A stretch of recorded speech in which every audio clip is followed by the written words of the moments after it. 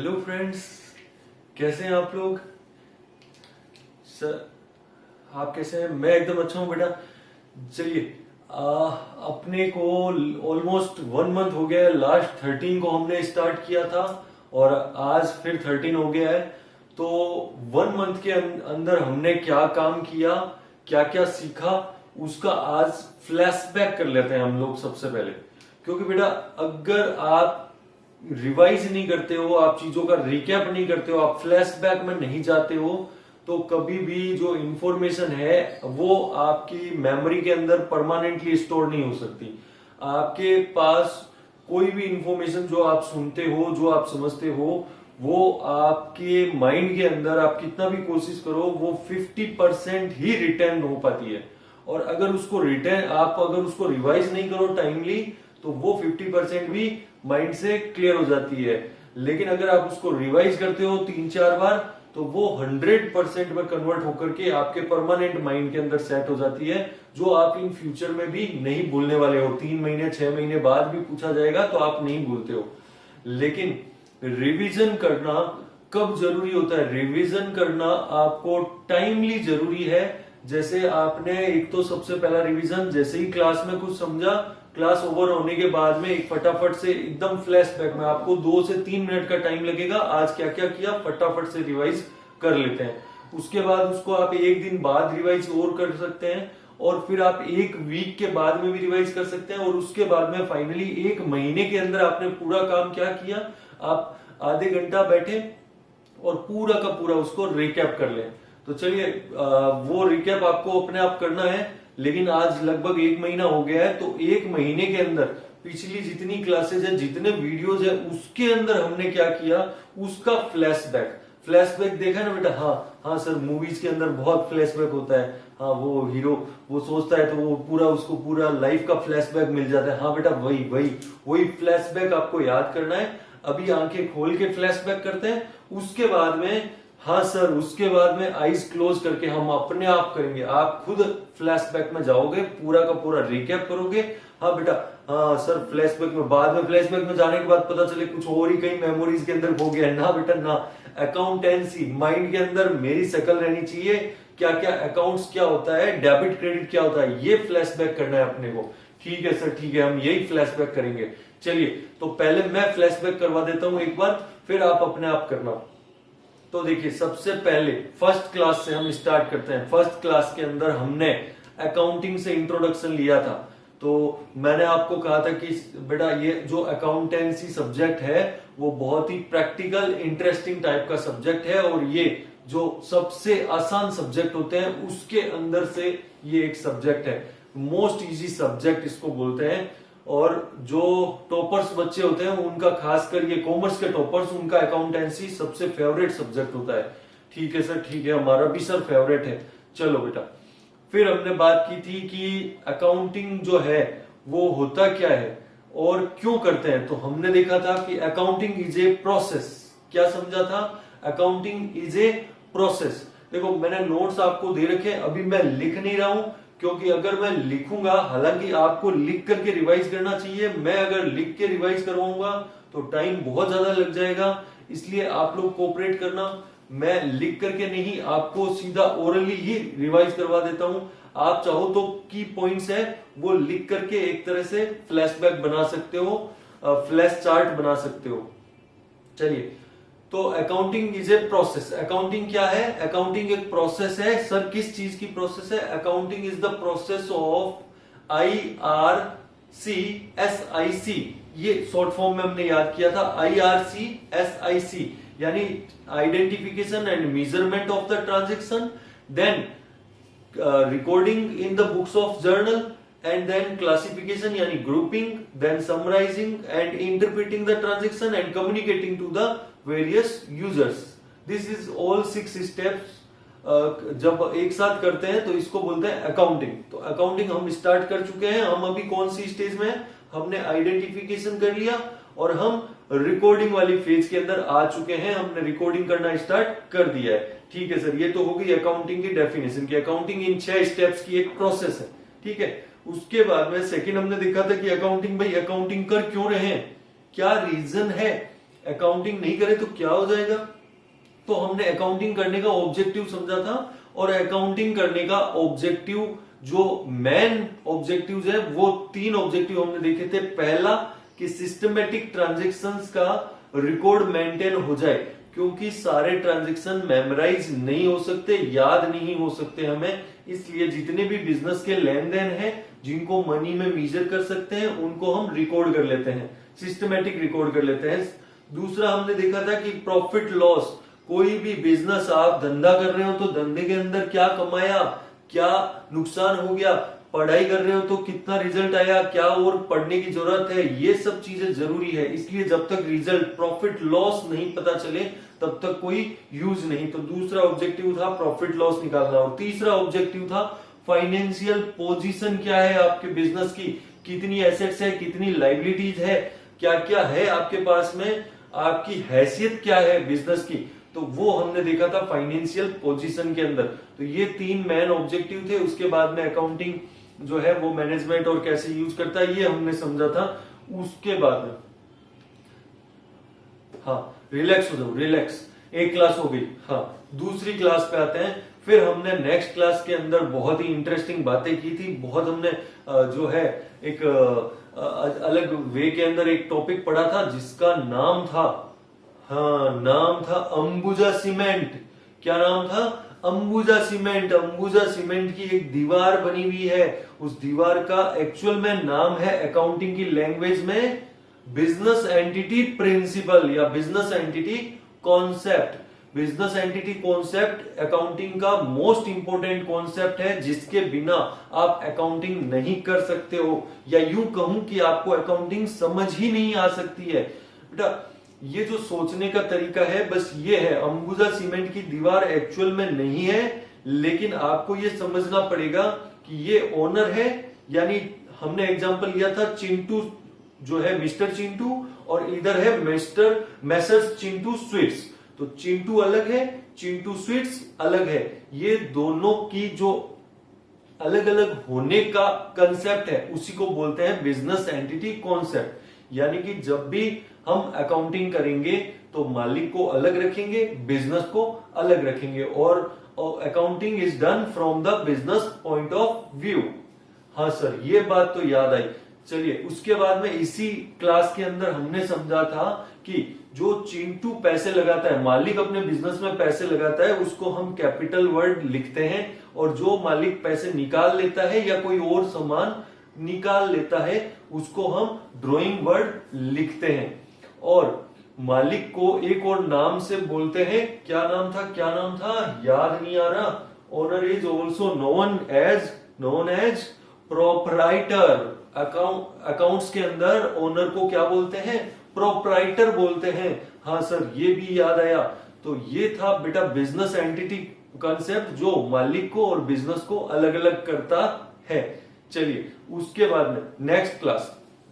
Sir next class में हमने समझा था एक तो कि अकाउंटिंग किसके पीछे भागता है, ट्रांजैक्शन इवेंट, चाहे कुछ भी रिकॉर्ड करना है उसमें क्या होना चाहिए, क्या, हाँ रोकड़ा यानी पैसा, मनी।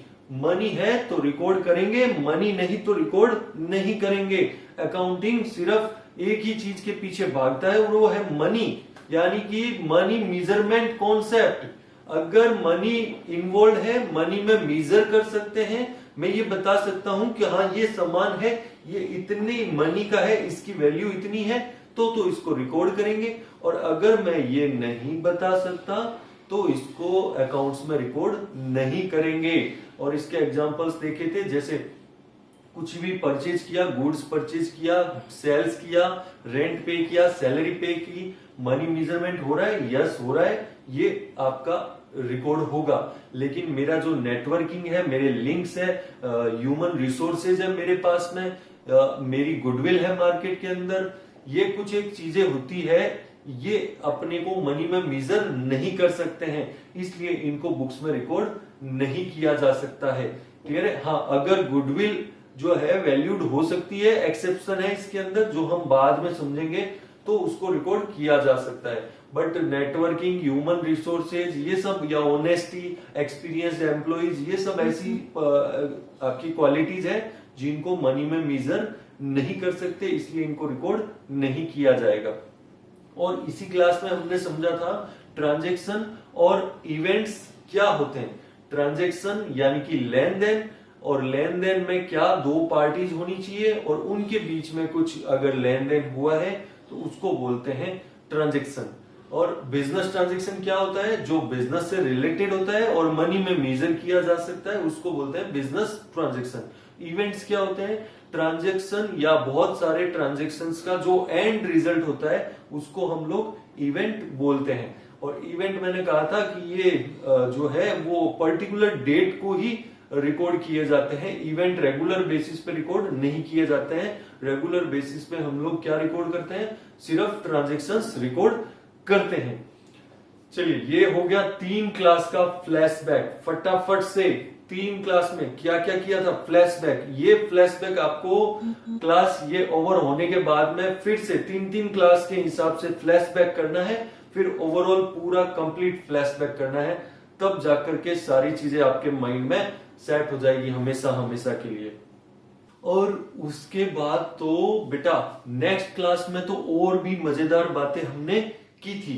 हाँ सर, क्या बातें की थी, याद नहीं आ रहा, याद नहीं आ रहा।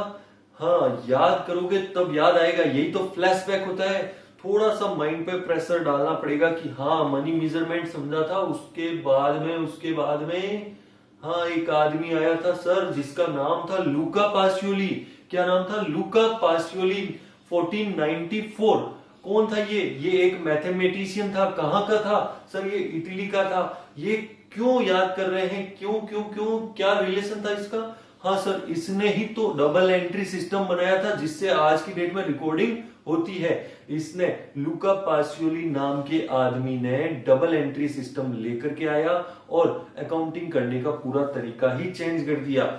इसने बताया हमारे को कि डेबिट और क्रेडिट करना है, आज से प्लस माइनस नहीं करना, कुछ और रिकॉर्डिंग का तरीका यूज नहीं करना। क्या करना है, डेबिट और क्रेडिट करना है। सर डेबिट किसको करना है, क्रेडिट किसको करना है। फिर हमने ये सोचा था डेबिट और क्रेडिट क्या होते हैं। बेटा डेबिट और क्रेडिट में अभी भी कुछ बच्चों का डाउट आते हैं कि सर डेबिट क्या है, क्रेडिट क्या है, तो मैं बता देता हूं। डेबिट और क्रेडिट सिर्फ 2 वर्ड्स हैं, और एक ट्रांजैक्शन को, उसके दोनों पार्ट को या दोनों इफेक्ट को दिखाने के लिए हम लोग 2 वर्ड यूज करते हैं, डेबिट एंड क्रेडिट। जैसे अगर मशीन आ रही है और कैश जा रहा है तो मशीन के आने को डेबिट बोलूंगा और किसी चीज के जाने को क्रेडिट बोलूंगा। तो 2 चीजें मुझे दिखाना है, इसलिए 2 बस वर्ड यूज करते हैं। इसके अलावा ज्यादा डिटेल में डेबिट क्रेडिट क्या होता है ये समझना है ही नहीं, क्योंकि इसका कोई मीनिंग होता ही नहीं है। चलिए ठीक है सर। उसके बाद में डेबिट और क्रेडिट, डेबिट किसको करेंगे, क्रेडिट किसको करेंगे। तो हमने यहां से स्टार्ट किया था अकाउंट्स का क्लासिफिकेशन, कि अकाउंट्स जो जितने ट्रांजैक्शन है, जितने लेन देन है, उनमें कितने तरह के अकाउंट्स इन्वॉल्व होते हैं। तो अकाउंट्स को हमने 3 पार्ट्स में, कितने, 1 2 3 पार्ट्स में क्लासिफिकेशन किया था कि ये 3 टाइप के अकाउंट्स होते हैं। तो क्या क्या था, personal, real, nominal. Personal, real, nominal. Personal accounts, फटाफट से, पर्सनल अकाउंट वो सारे पर्संस जिनके साथ हम लोग डील करते हैं, चाहे वो नेचुरल हो चाहे वो आर्टिफिशियल हो। कंपनीज वगैरह, institution, schools, colleges, hotel, hospital, ये सब भी इंक्लूड हो जाएंगे। और नेचुरल हम, मैं और आप तो है ही हैं। उसके बाद में रियल अकाउंट्स, जितनी भी एसेट्स होती है फर्म की, वेदर टेंजिबल और इनटेंजिबल, उन सबके अकाउंट्स होते हैं रियल अकाउंट्स। तो रियल के एग्जांपल हो जाएंगे building, machine, furniture, car, goods, stock, ये सब। नॉमिनल अकाउंट्स यानी कि जितने भी बिजनेस के एक्सपेंसेस हैं या लॉसेज हैं, बिजनेस के जितने भी इनकम्स हैं, गेन्स हैं, वो सारे अकाउंट्स हो जाएंगे आपके नॉमिनल।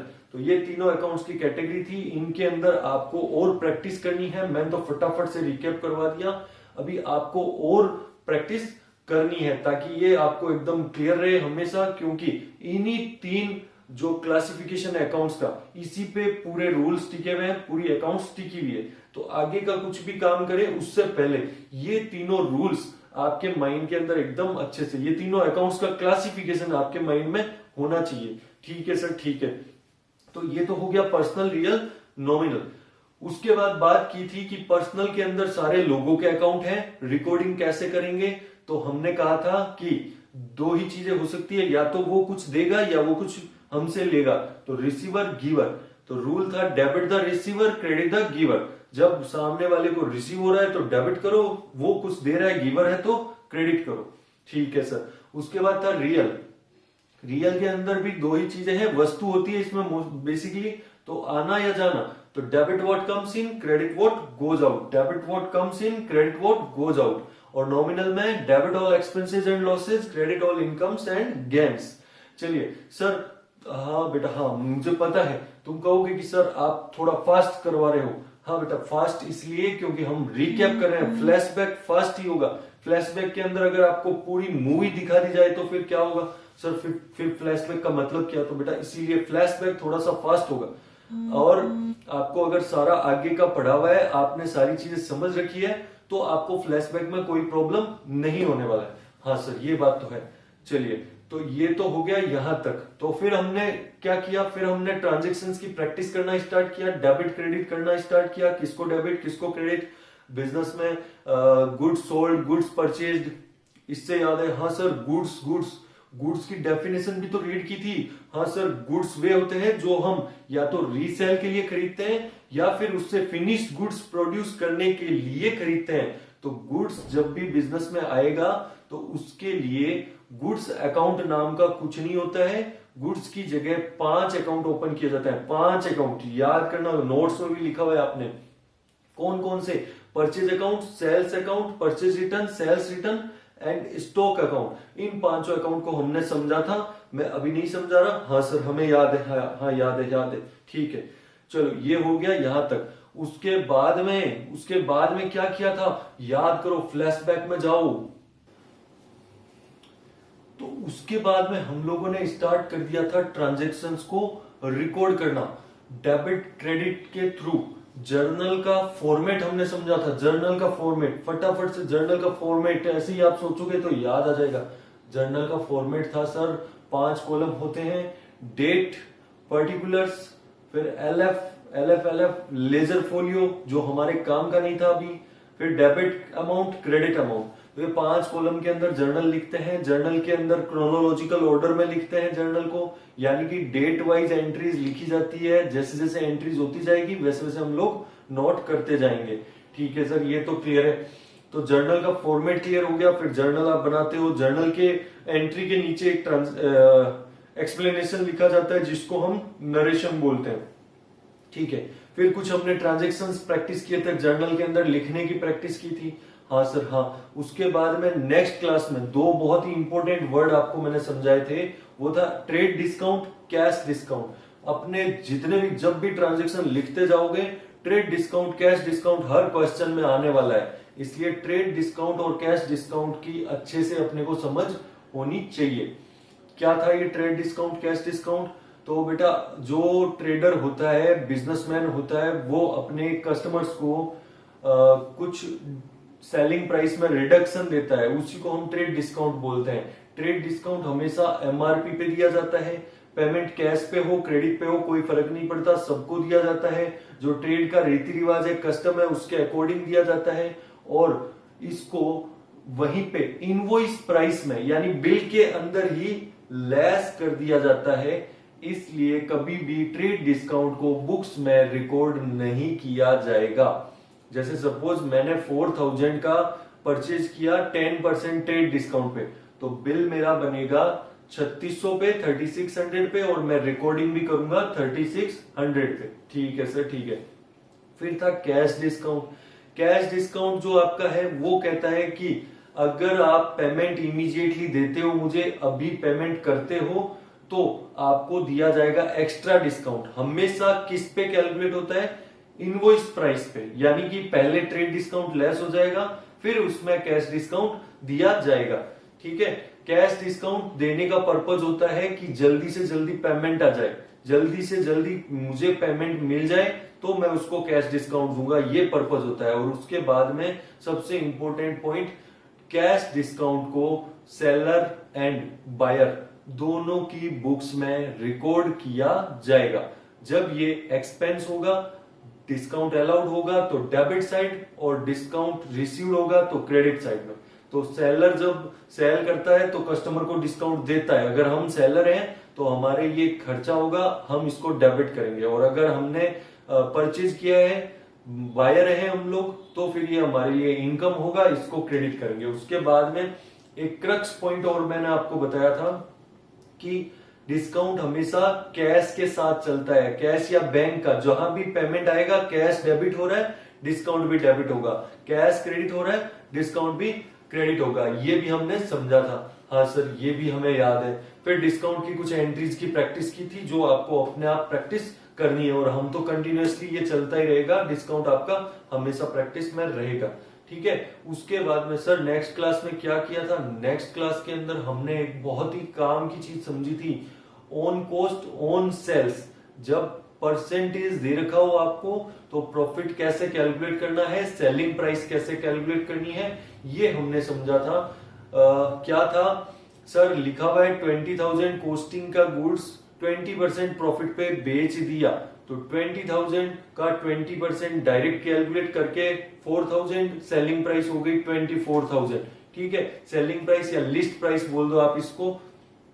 लेकिन अगर 20,000 लिखा हुआ है 20% ऑन सेल्स, 20% ऑन सेल्स, तो फिर ये सेल्स तो हमारे पास है नहीं, तो हमने इसको ये तरीका समझा था कि सेल्स को कुछ एज्यूम कर लेंगे, और फिर सेल्स को मान लो 100 मान लिया तो प्रॉफिट हो गया 25 का कितना 20, और कॉस्ट हो गई 80, तो फिर क्रॉस मल्टीप्लाई करके कैलकुलेट कर लेंगे, लिस्ट प्राइस हम लोग निकाल लेंगे। तो ये सेल्स कॉस्ट की कैलकुलेशन बहुत इंपॉर्टेंट है, जो आप ऑलरेडी करके आए थे 9, 10th या उससे पहले की क्लासेस में, बट एक बार इसको रिकैप करना था हमारे को, जो हमने कर लिया।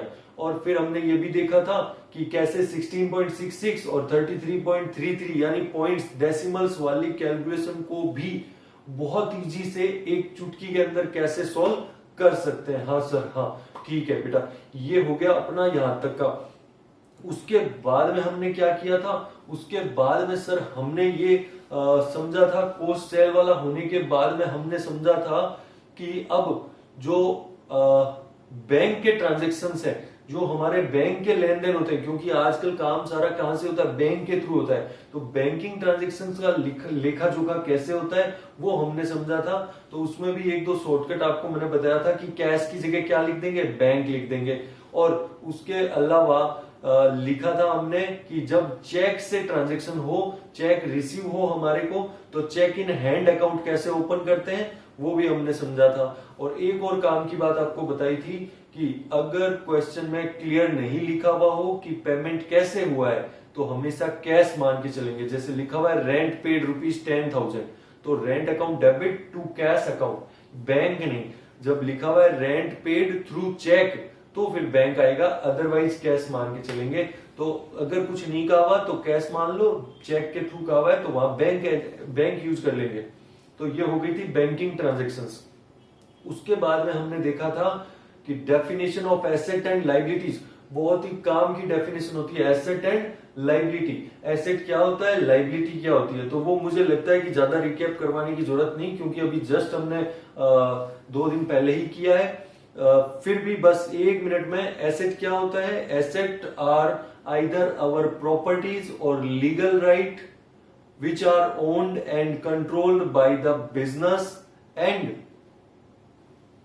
provides enduring benefit and can be measured in terms of money are known as assets। और ये assets हमने देख लिए थे, tangible, intangible, non current, current, कई टाइप के asset होते हैं। फिर हमने liabilities देखा था, obligation to pay, किसी को पेमेंट करना पड़ेगा। ये एक तरह से आपको ऐसा लगता है कि ये कोई गलत चीज है, आपके ऊपर बोझ है, बर्डन है, उसको हम बोलते हैं लाइबिलिटी। तो लाइबिलिटी हमने समझा था, और लाइबिलिटी में भी नॉन करंट, करंट लाइबिलिटी हमने समझा था। चलिए, ये तो हुआ यहां तक का। अब आगे हम करते हैं स्टार्ट। और आज बेटा ज्यादा कुछ काम नहीं करेंगे। आज मैं चाहता हूं कि आप लोग, जो मैंने आज ये फ्लैशबैक करवाया है आपको, आप भी क्लास ओवर होने के बाद में एक बार अच्छे से सोचें, क्योंकि अगर आप आधे घंटा का टाइम इसके लिए देते हैं तो ये मान के चलिए आगे आपकी कमांड बनने वाली है धीरे धीरे। और ये जो फ्लैशबैक रिकैप की हैबिट है उसको रेगुलर में रखना है आपको। मैं कभी भूल जाऊं, टाइम पे नहीं करवाऊं, हम खुद करेंगे, सेल्फ रिकैप करेंगे, फ्लैशबैक में जाएंगे, याद करेंगे सर ने क्या क्या बताया था, क्या क्या चीजें समझाई थी, कहाँ कौन सा एग्जाम्पल दिया था, वो सब कोरिलेट करेंगे, लिखेंगे, फ्लैश चार्ट बनाएंगे।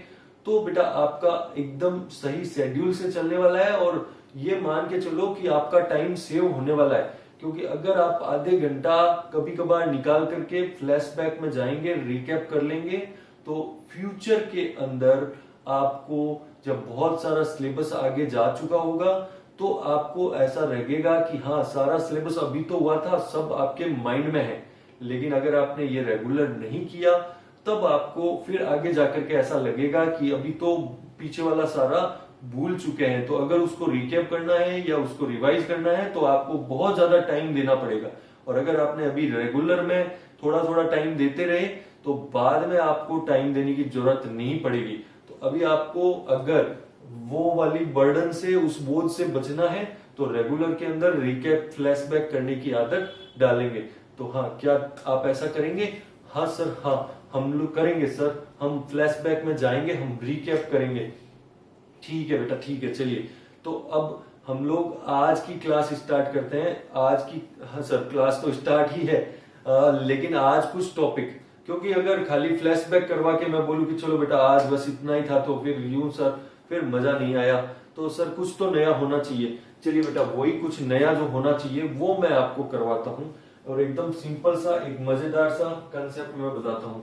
देखो बेटा, अभी गर्मी का टाइम आ गया है तो मुझे क्या था, मुझे अपने ऑफिस के अंदर लगवानी थी एसी। ठीक है, हाँ ठीक है सर, ठीक है। तो ये था एसी का वेंडर, ये है एसी वेंडर, ये जो है ये एसी बेचता है। तो मैं बेटा इसके पास गया, ये है हिताची का डीलर। क्या है ये? हिताची। सर हिताची, हिताची बेटा एसी की एक ब्रांड है, आपने नाम सुना होगा। हाँ सर, हाँ सुना है। तो बेटा यही है बस वो हिताची। तो ये हिताची का डीलर है। मैं इसके पास गया और मैंने इससे एसी खरीदने की बात की। मैंने इससे बोला कि भाई मेरे को ऑफिस के अंदर अपने बिजनेस के जो मेरा ऑफिस है उसमें एक एसी लगवाना है, तो बढ़िया सा कोई एसी दिखा दो। तो इसने तरह तरह के मॉडल मेरे को दिखा दिए और मेरे से जो है एक उसमें से सेलेक्ट करने के लिए बोला। तो मैंने फाइनली कोई भी XYZ मॉडल था, कोई भी मतलब बहुत अच्छा मॉडल था। तो ये एक एसी का मॉडल। सर एसी कैसी दिखती है? ये एसी दिखती है, ठीक है। ये एसी इधर ये, हाँ ये इधर फिल्टर लगे होते हैं इसके अंदर। तो ये एक एसी मैंने क्या कर ली, परचेज कर ली। एयर कंडीशनर मैंने अपनी ऑफिस के लिए परचेज कर लिया। ठीक है, अब परचेज करने के बाद में ये मेरा ऑफिस, ये मेरा ऑफिस है। तो अब बेटा अब मुझे ये बताओ, ये यहाँ पे ये इतना जितना पास में दिख रहा है उतना है नहीं, बहुत डिस्टेंस में, बहुत दूर से आया था। हिताची का बहुत दूर पे डीलर मिला मेरे को। तो मैं 5-7 किलोमीटर चल करके आया था इधर एसी खरीदने के लिए। अब मैंने कहा इसको पैक करवा दो। तो मैंने एसी पैक करवा लिया। सर ये तो बताया नहीं कितने में खरीदा? बेटा ये एसी मैंने खरीद लिया 40,000 में। कितने में खरीद लिया? 40,000 के अंदर मैंने परचेज कर लिया। सर पेमेंट हाथों हाथ किया कि? हाँ बेटा कर दिया हाथों हाथ। पेमेंट मैंने 40,000 लिया, मैंने इसको पैसे दिए और एसी लेके जा रहा हूं अपने बिजनेस के अंदर, एसी को लेके जा रहा हूं। मेरा बिजनेस क्या है? मेरा बिजनेस बुक स्टोर है। ठीक है, तो एसी को मैं यूज करूंगा या मैं रीसेल करूंगा? सर यूज करोगे, रीसेल थोड़ी करोगे। तो बेटा पहली चीज, क्वेश्चन नंबर 1, क्या एसी मेरे लिए गुड्स है? यस और नो? मेरा बिजनेस है बुक स्टोर, स्टेशनरी और का, बुक्स वगैरह का मैं काम करता हूं और मैंने अपने ऑफिस के लिए एक एसी खरीदा। तो सबसे पहला क्वेश्चन, क्या एसी गुड्स है मेरे लिए या फिर नहीं है? गुड्स की डेफिनेशन आपको मैं बता चुका हूं, तो वो डेफिनेशन का यूज करो और इसका आंसर लिखो। क्या? No, AC is not goods for a stationery dealer, for a book store. क्यों? क्योंकि उसका काम एसी बेचना नहीं है। गुड्स वही होते हैं जो रीसेल, किसी भी तरह से रीसेल करने के लिए खरीदे जाते हैं। तो क्या सर इस डीलर के लिए एसी गुड्स है? हाँ बेटा, इस डीलर के लिए एसी गुड्स है, लेकिन मेरे लिए एसी गुड्स नहीं है। तो ये अपनी बुक्स में इसके लिए क्या एंट्री डालेगा? सेल्स की एंट्री डालेगा, क्योंकि गुड्स की जगह क्या ये वर्ड यूज होते हैं? परचेज, सेल्स, ये सब। और मेरे लिए सर एसी क्या है? मेरे लिए बेटा एसी एक है, वो मेरी बुक्स के अंदर एसी आ रहा है। मेरे लिए एसी क्या है? मशीन है। अब मुझे बताना, ये चलो चलो सर चलो, एसी तो आ गई, एसी तो यहाँ पे आ गई, ये मैंने एसी है वो यहाँ पे आने के बाद में, अब मुझे बताना क्या एसी जो है वो मैं खुद यहाँ लेकर के आऊंगा? मैं इसको लेकर के चल रहा हूं, मैं एसी लेके जा रहा हूं, रास्ते में कितने लोग मिलेंगे? क्या वो एसी इतनी इजी है? छोटा सा एसी है जो मैं उसको खुद उठा करके ले जाऊंगा, या फिर मुझे कोई ऑटो करना पड़ेगा, कुछ किराया देना पड़ेगा? हाँ सर, हाँ देना पड़ेगा, बिल्कुल सर। एसी कोई उठा के ले जाने की चीज थोड़ी ना है। तो फिर बेटा मैंने इसके लिए एक टैक्सी वाले से बात की, टैक्सी वाले ने मुझे बोला 1000 लूंगा। मैंने कहा चल ठीक है, ये 1000 क्या हो गया? ये टैक्सी फेयर, टैक्सी फेयर 1000 का क्या लग गया? टैक्सी का भाड़ा लग गया। और एसी है वो जा रही है जा रही है, यहां तक आते आते ये 40,000 प्लस 1000, ये जो एसी था वो यहाँ पे आ गया। अब मुझे ये बताना, क्या 41,000 में एसी यहाँ आने से काम हो गया? एसी क्या यूज करने लायक कंडीशन में है? हाँ सर, हाँ। तो बेटा क्या उसको कार्टून से बाहर निकाल देंगे तो वो रूम को ठंडा कर देगा, ऑफिस मेरी ठंडी हो जाएगी? नहीं सर नहीं। क्या करवाना पड़ेगा? यानी कि टैक्सी फेयर लगा, एसी खरीदा पहले, उसके बाद में सर अगला आपको करवाना पड़ेगा इंस्टॉलेशन। जब तक एसी को इंस्टॉल नहीं करवाओगे तब तक एसी यूज करने लायक नहीं है, कोई काम की नहीं है इंस्टॉलेशन के बिना। क्या इंस्टॉलेशन खुद कर लूंगा? नहीं सर नहीं, किसी ना किसी मैकेनिक को बुलाना पड़ेगा जो एसी इंस्टॉल करने का एक्सपर्ट हो। तो मैंने इंस्टॉलेशन के लिए एक बंदे को बुलाया, उसने मुझे 2000 रुपीज चार्ज किए। तो 2000 रुपए क्या लग गया? Installation charges. इसमें साथ में उसकी फीस प्लस कुछ और जरूरी सामान लग गया, तो 43,000। अब ये एसी यहाँ लग चुकी है, अब ये एसी यहाँ लग गई, और ये यहाँ मैं बैठ करके आराम से एसी की हवा खा रहा हूं, मैं आराम से, मेरा पूरा ऑफिस एकदम ठंडा हो गया, एकदम अच्छा हो गया। तो यानी कि अब बताना मुझे एसी का जो बेनिफिट है वो लेने के लिए कितनी कॉस्ट खर्च करनी पड़ी? 40,000? क्या 40,000 में एसी मुझे बेनिफिट देने लगी? नहीं सर नहीं, 40 में तो नहीं दिया। खाली एसी खरीद के यहीं पड़ी रहती तो कुछ नहीं होता। तो फिर कब हुआ बेटा? सर 1000 का किराया भी लगना जरूरी था, वो नहीं लगता तो भी कुछ नहीं होता। 41,000 यहाँ लग के आ भी जाती, जब तक इंस्टॉल नहीं होती तो भी कुछ नहीं होता। ये 2000 इंस्टॉलेशन चार्ज भी लगना जरूरी था। यानी कि अगर मैं बात करूं कुल मिला करके एसी कितने में पड़ गई मुझे? 43,000। एसी की बेनिफिट स्टार्ट करने के लिए, उसका बेनिफिट लेने के लिए मुझे कुल कितने रुपए खर्च करने पड़े? 43,000। क्या ये टैक्सी फेयर का कुछ और यूज है? नहीं। इंस्टॉलेशन का कुछ और यूज है? नहीं। यानी कि एसी सीधा सीधा एकदम, जो लाला की भाषा में बात करें कि अगर आपको कोई पूछे कि एसी कितने में पड़ी आपको, एसी की क्या लागत आ गई, कितनी कॉस्ट लग गई, तो बेटा आपका रिप्लाई क्या होगा? सर हमारा रिप्लाई होगा एसी पड़ गई 43,000 की। 43,000 खर्च किए तब एसी का बेनिफिट स्टार्ट हुआ। तो बेटा क्लियर हुआ आपको? Yes sir yes. क्या क्लियर करना है कि अब जो काम की बात है वो अब सुनो। जब भी आप कोई एसेट खरीदते हो गुड्स के अलावा, अदर देन गुड्स, कोई भी एसेट खरीदते हो अदर देन गुड्स, तो उस एसेट की कॉस्ट अकाउंट्स में उस वैल्यू पे रिकॉर्ड की जाती है, उस वैल्यू पे रिकॉर्ड की जाती है जो उसको एकदम रेडी टू यूज तक की कंडीशन तक पहुंचा दे। बात समझना मेरी, आपकी कोई भी एसेट खरीदना उससे लेकर के जब तक वो फाइनली इंस्टॉल होके बेनिफिट देना स्टार्ट नहीं कर दे, तब तक के जितने खर्चे लगते हैं वो उसी एसेट की कॉस्ट में ऐड कर दिया जाता है, उसको अलग से नहीं लिखा जाता है। बहुत इंपॉर्टेंट पॉइंट नोट करना, टैक्सी फेयर शो नहीं करेंगे, इंस्टॉलेशन शो नहीं करेंगे, इनको इसी के अंदर जोड़ देंगे। कुल मिला के एसी का वैल्यू कितनी होगी 43,000। आई बात समझ में?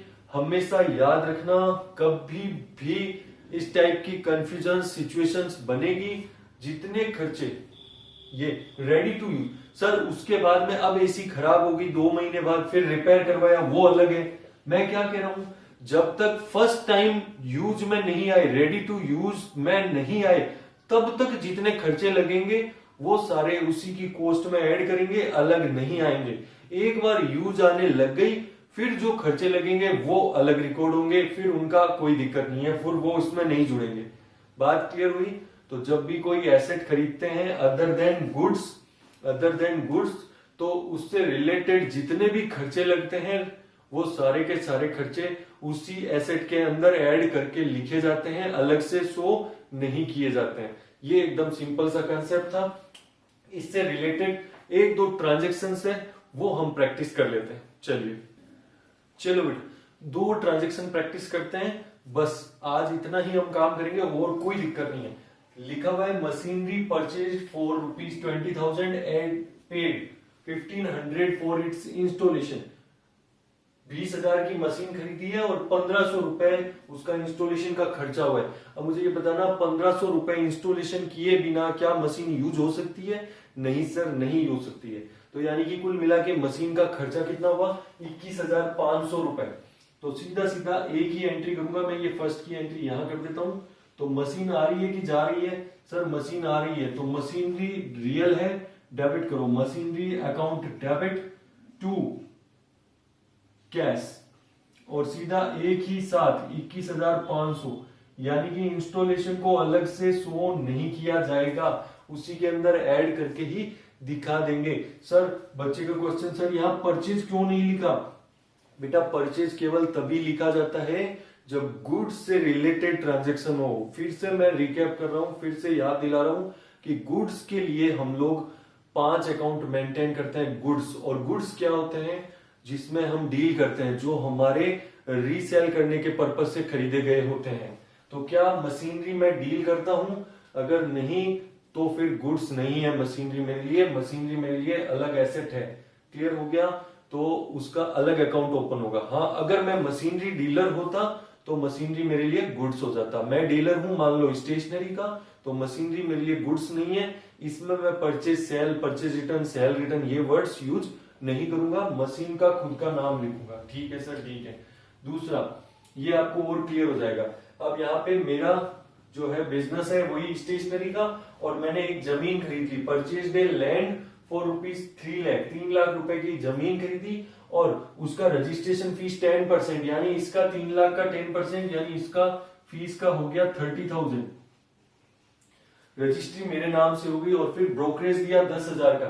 तो अब मुझे बताना मेरे लिए ये जमीन कितने रुपए में पड़ गई? क्योंकि रजिस्ट्रेशन इज कंपल्सरी। लैंड आपकी तब तक मानी नहीं जाएगी, वो आपकी प्रॉपर्टी तभी मानी जाएगी जब आप रजिस्ट्रेशन करवाते हो, और ब्रोकर को आपने पैसे भी दिए हैं। तो कुल मिला के आपकी जमीन कितने में पड़ी? Equal to 3,40,000। सीधा सीधा फंडा है, 3,40,000 रुपए। आपकी जमीन की वैल्यू कितनी होगी? 3,40,000 रुपए। और आपकी तरफ से क्या जा रहा है? सर कैश में या चेक से पेमेंट किया होगा? कुछ नहीं किया, कहा हुआ तो मैं कैश मान लेता हूं। तो हमारी बुक्स में लैंड अकाउंट डेबिट सीधा कितने से? 3,40,000 से टू कैश अकाउंट। कैश जा रहा है, क्रेडिट करो 3,40,000। क्लियर हुआ बेटा? तो लैंड परचेज एंड रजिस्ट्रेशन वगैरह सब पेड करके 3,40,000। तो एकदम सिंपल सा छोटा सा कंसेप्ट मैंने आज आपको समझाया कि जब भी हम कोई एसेट खरीदते हैं, गुड्स के अलावा कुछ खरीदते हैं, तो उस एसेट को रेडी टू यूज में आने तक की कंडीशन, जब तक वो एसेट मुझे बेनिफिट देना स्टार्ट करती है, उससे पहले तक के सारे खर्चे को उसी एसेट के अंदर ही ऐड करूंगा, अलग से शो नहीं करूंगा। सर अगर मान लो यहाँ पे रजिस्ट्रेशन चार्जेस अलग से शो कर दे तो बेटा गलत हो जाएगा। लॉजिक ही यही है कि लैंड की वैल्यू ही आपकी क्या है, 3,40,000 है, मशीन की वैल्यू ही आपके लिए क्या है, 21,500 है। तो क्लियर हुआ। तो कोई भी एसेट, सर मान लो एक जो है हमने एक बिल्डिंग खरीदी, उसके लिए हमने रजिस्ट्रेशन भी दिया, उसके लिए हमने कोई जो है ब्रोकर वगैरह का था उसको दलाली भी दी, कुछ स्टाम्प ड्यूटी का खर्चा लग गया, लीगल चार्जेस लग गए। तो बेटा जितने भी चार्जेस लग गए जो आपका बिल्डिंग खरीदने के लिए जरूरी थे, वो सारे चार्जेस को इंक्लूड करके टोटल वैल्यू से बिल्डिंग अकाउंट ओपन कर देंगे। वो बिल्डिंग में ही सारा जुड़ जाएगा, उसको अलग अलग चार्जेस को शो नहीं करते हैं। क्लियर है। तो ये गुड्स में ध्यान रखना, गुड्स के अलावा चीजें मैंने बताई है, गुड्स के अंदर चार्जेस लगते हैं तो अलग से शो किए जाते हैं, वो भी हम लोग देखेंगे। चलिए, तो ये तो था आज का एक छोटा सा सिंपल सा कंसेप्ट, मैंने आपको समझाया कि कैसे एसेट्स की रिकॉर्डिंग होती है, खर्चे लग जाते हैं तो कैसे उनको उसी के अंदर ऐड कर दिया जाता है। बाकी का हम लोग करते हैं नेक्स्ट क्लास में। आज की क्लास में जो रिकैप किया, जो फ्लैशबैक किया हमने, आपको जो फ्लैशबैक का तरीका बताया, बेटा बस वो फ्लैशबैक आप करते जाओ आराम से, डेली का प्रैक्टिस करते जाओ ट्रांजैक्शंस की, और बहुत जल्दी आपको अकाउंट्स के अंदर महारत होने वाली है, कमांड होने वाली है। ऐसा जो है जो प्रैक्टिकली टेस्टेड मेथड है उसके अकॉर्डिंग मैं बता रहा हूं, उसके अकॉर्डिंग हम लोग काम कर रहे हैं। तो आप प्रैक्टिस करने के लिए तैयार है? हाँ सर, हाँ हम प्रैक्टिस करने के लिए तैयार है। आप क्वेश्चन तो दो हमारे को। ठीक है बेटा, मैं क्वेश्चन देता रहूंगा, आप लोग प्रैक्टिस करते रहो, फ्लैशबैक करते रहो और अकाउंट्स को एंजॉय करते रहो। चलिए मिलते हैं नेक्स्ट क्लास के अंदर। Bye bye.